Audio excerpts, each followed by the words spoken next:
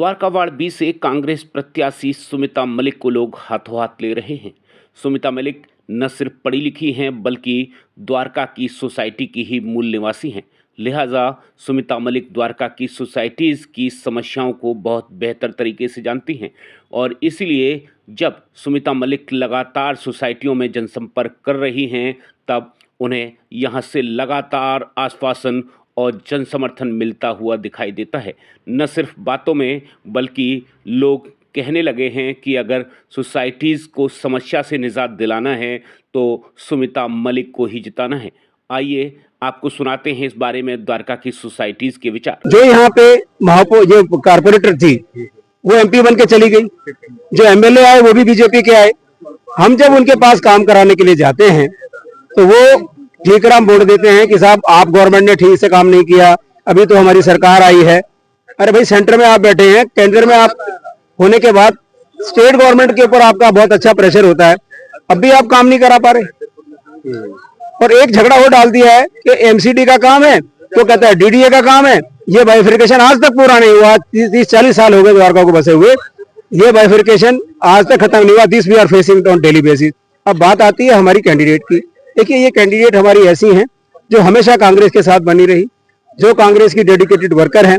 और यकीन जानिए, जिसने कांग्रेस के साथ डेडिकेशन दिखाया वो अपने वोटर्स के साथ कैसे नहीं जा सकती। एक दफा आप उनको मौका मिलने दीजिए और हमें बहुत समर्थन मिल रहा है। इन्हीं बातों से हमें समर्थन मिल रहा है कि जो एग्जिस्टिंग यहाँ की कारपोरेटर थी, जो एमपी बन गई, और जो एमएलए बीजेपी के हैं, ये ट्रिपल इंजन की सरकार होने के बावजूद भी लोग अगर सफर कर रहे हैं तो कहीं ना कहीं दोष कैंडिडेट्स का है जो तरीके से हमारी बात को उठा नहीं पाता। इसीलिए सुमिता मलिक को भयंकर समर्थन मिल रहा है और हमें पूरी उम्मीद है कि ये अच्छे मतों से यहाँ जीत कर आएंगी और अच्छा काम करेंगे। बहुत बहुत धन्यवाद। देखिए, ऐसा है कि मैं सुमिता मलिक जी के कार्यालय में गई हूँ, जो आजकल चुनाव के लिए इस्तेमाल किया जा रहा है, और उसकी व्यवस्था इतनी अच्छी है। और इन दिनों तो देखिए काफी लोगों का आना जाना लगा हुआ है ऑफिस में, उसके बावजूद भी व्यवस्था बहुत अच्छी है, साफ सुथरा, चाय पानी वगैरह की व्यवस्था। तो मेरा कहने का मतलब ये है कि एक महिला होने के नाते हमारी उनसे उम्मीदें और बढ़ गई हैं कि जिस तरह से वो अपना एक कार्यालय बहुत सुचारू रूप से चला रही हैं, उसी तरह वो हमारे वार्ड को, हमारी द्वारका को और उसके आसपास का जितना भी इस वार्ड में एरिया पड़ता है उसको बहुत ही अच्छी तरह से संभालेंगी।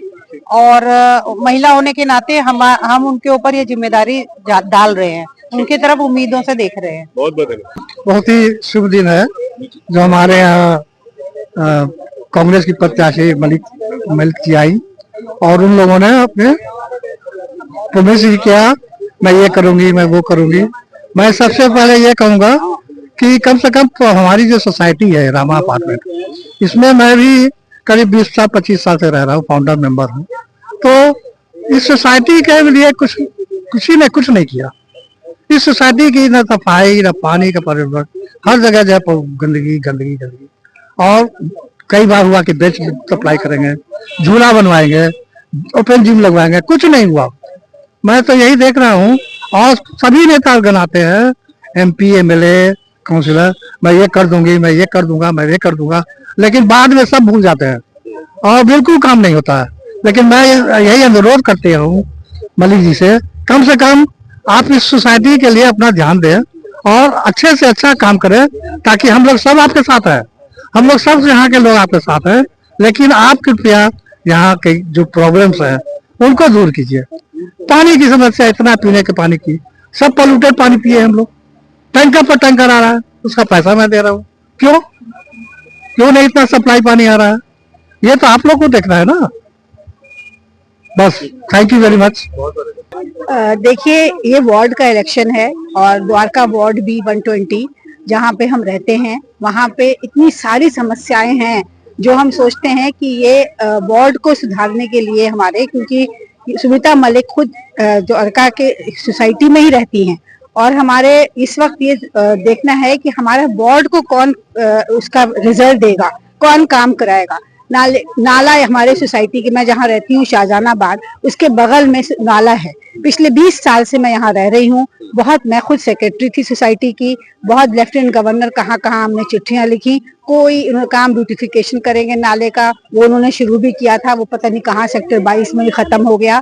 बदबू के अलावा हर साल हमारे सोसाइटी की, स्पेशली सेक्टर 10 और 11 की सोसाइटीज में जो गैस उड़ती है नाले की, उससे हेल्थ प्रॉब्लम तो है ही है, उसके अलावा हमारे एसी, हमारे फ्रिज सब खराब होते हैं और उसके लिए हमको हर साल कितना भुगतान करना पड़ता है। कभी इस एसी को ठीक कराओ, कभी इसकी गैस भरवाओ। ये जो वो लोग आते हैं कंपनीज वाले, वो कहते हैं साहब ये गैस की वजह, ये आपकी नाले की गैस की वजह से हो रहा है, जिसके लिए कोई नहीं कर रहा है। और इस वक्त हमें वार्ड के लिए हमें ऐसा अपना नेता चुनना है जो हमें ये देखे कि हमारी समस्याओं को कौन दूर कर सकता है।